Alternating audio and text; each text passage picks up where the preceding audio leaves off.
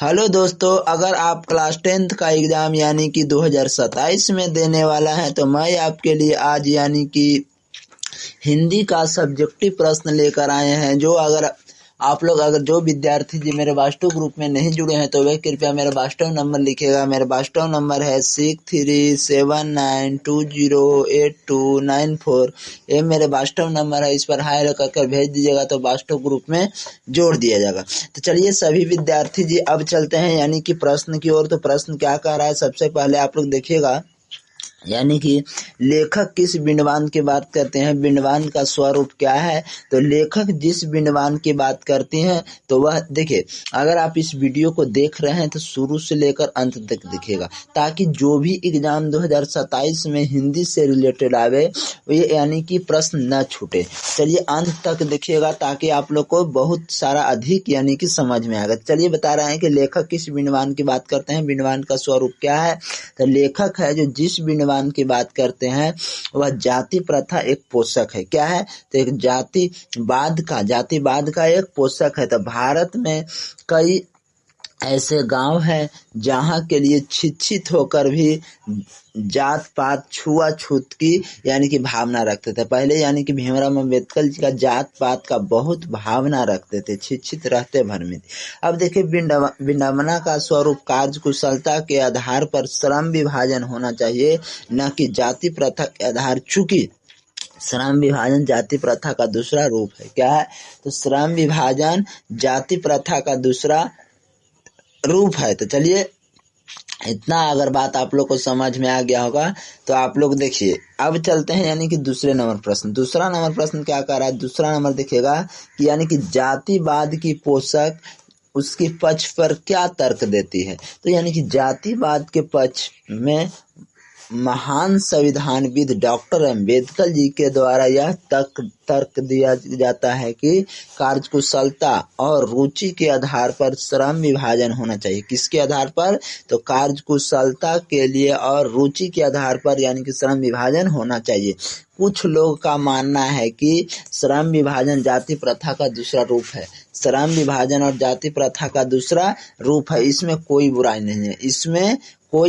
नहीं है। तो इस तर्क के संबंध में पहली बात तो यह आपत्तिजनक है क्योंकि जाति प्रथा श्रम विभाजन के साथ साथ श्रमिक विभाजन का भी रूप है। क्या है, तो श्रमिक विभाजन का भी रूप है। तो अगर आप लोग समझ जाइएगा तो 2 नंबर आ जाएगा, यानी कि 2 नंबर में पूछा जाता है। ये मोस्ट वीवीआई प्रश्न है, पहला प्रश्न भी और दूसरा प्रश्न भी। इस चैप्टर से यानी कि श्रम विभाजन और जाति प्रथा से 1 से 2 अंक पक्का आएगा, एकदम फिक्स है। 1 से 2 सब्जेक्टिव क्वेश्चन आना तय है। आप लोग ये बात आप लोग ध्यान रखिएगा। चलिए अब चलते हैं तीसरा नंबर क्या कर रहा है देखिएगा। 8 प्रश्न लेकर आए हैं जो इसमें से चलिए तीसरा नंबर की जातिवाद के पक्ष में दिए गए तर्कों पर लेखक प्रमुख अपनीतियां क्या है। तो जातिवाद के पक्ष में डॉक्टर भीमराव अम्बेडकर कड़ी आपत्ति जानते हुए कहते हैं कि काम का विभाजन जाति के आधार पर नहीं होना चाहिए। काम का विभाजन है जो जाति के आधार पर नहीं होना चाहिए क्योंकि मानव का जिस जाति में जन्म होता है वह अपने माता पिता के पेशे के अनुसार जीवन भर के लिए बंध जाता है, चाहे उसमें उसे रुचि हो या न हो, और वह अपने देश और समाज का विकास नहीं कर पाता। देखिए काम के अनुसार है यानी कि जात के अनुसार काम नहीं होना चाहिए, सबका सब अधिकार है। चलिए अब चलते हैं चौथा नंबर क्या कह रहा है, यानी कि जाति भारतीय समाज में श्रम विभाजन का स्वाभाविक रूप है, क्यों नहीं कही जाती है। तो देखिए, तो भारतीय समाज में जातिवाद के आधार पर श्रम विभाजन अस्वाभाविक है क्योंकि जातिगत श्रम विभाजन के रुचि अथवा कार्यकुशलता के आधार पर नहीं होता है, बल्कि माता के गर्भ में ही श्रम विभाजन को तय कर दिया जाता है, जो विश्वास रुचिपूर्ण होने के लिए कारण गरीबी और बेरोजगारी को बढ़ाने वाला है। क्या है? तो गरीबी और बेरोजगारी को बढ़ाने वाला होता है जो विश्व के किसी भी समाज में यानी कि नहीं पाया जाता है, जो विश्व के किसी भी समाज में नहीं पाया जाता। अगर आप लोग इसका याद कर लीजिएगा, समझ लीजिए, देखिए समझ लीजिएगा या तो आप लोग लिख लीजिएगा। अगर आप चैप्टर पढ़े होंगे तो श्रम विभाजन वाला, तो आप लोग नहीं पढ़े होंगे तो जाकर आप लोग सारांश इसको पढ़ लीजिएगा, तब आप लोग को बहुत सारा समझ में आएगा। चलिए अब चलते हैं 5वां नंबर प्रश्न क्या कर रहा है। 5वां नंबर कि जाति प्रथा भारत में बेरोजगारी का एक प्रमुख और प्रत्यक्ष कारण कैसे बनी हुई है?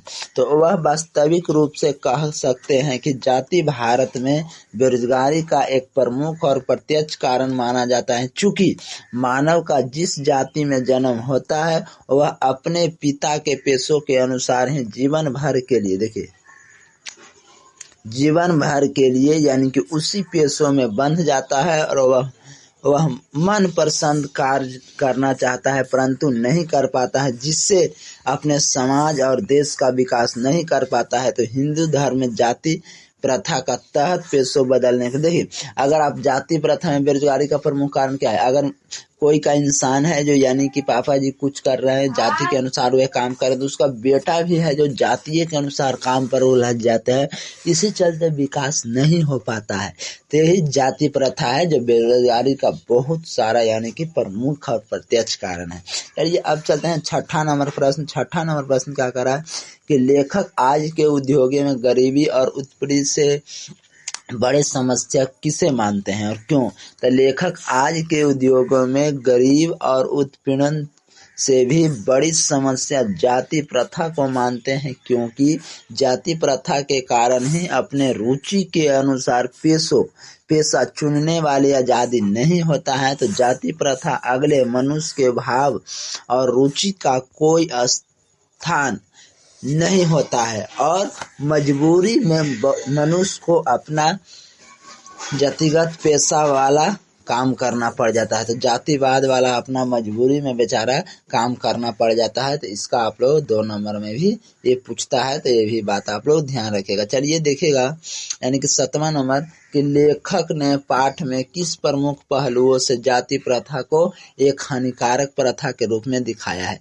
देखिए लेखक ने पाठ के विभिन्न पहलुओं में जाति प्रथा को एक हानिकारक प्रथा के रूप में दिखाया है, जो इस प्रकार है। पहला, अस्वाभाविक श्रम विभाजन। दूसरा, बढ़ती बेरोजगारी। तीसरा, श्रम अरुचि तथा विवशता में श्रम विभाजन का चुनाव, आदर्श तथा समाज। तो ये आप लोग को यानी कि 2 नंबर में पूछा जाता है। चलिए अब चलते हैं लास्ट में, यानी कि लास्ट है, यानी कि 8वां नंबर लास्ट है। इसमें 8 में से एक तो फिक्स आएगा जी, यानी कि एक तो फिक्स आएगा, ये आप लोग बात ध्यान रखिएगा। चलिए, सच्चे लोकतंत्र की स्थापना के लिए लेखक ने किस विशेषताओं को आवश्यक माना है? तो महान साहित्यकार एवं संविधान के जनक डॉक्टर भीमराव अंबेडकर ने सच्चे लोकतंत्र की स्थापना के लिए स्वतंत्रता, समानता एवं बंधुता में आधारित समाज को आवश्यकता मानते हैं।